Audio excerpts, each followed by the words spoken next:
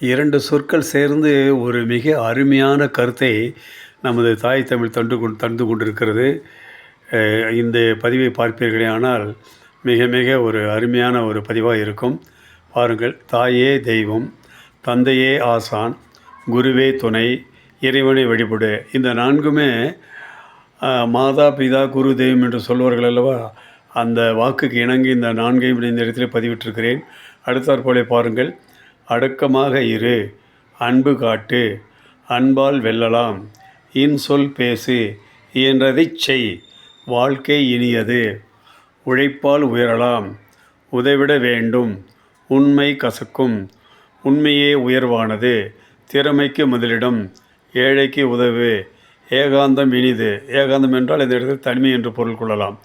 ஏற்றுக்கொள் இனிக்கும், ஐயத்தை அகற்று. ஐயம்னா சந்தேகம், அகற்றுனா நீக்குன்னு அர்த்தம். குணமே சிறப்பு, படிப்பதை தவிர்க்காதே, கணக்கின்றி கற்றுக்கொள், கலைகளை போற்று, கசப்பையும் ஏற்றுக்கொள், நன்றி பாராட்டு. முடிவாக நம்ம எல்லோருக்கும் தெரியும், மழலை சொல்லும் அமுதம் என்று சொல்லுவார்கள். அதை கடைசியாக குறிப்பிட்டிருக்கிறேன். ஆக இந்த பதிவானது மிக மிக அருமையான பதிவு.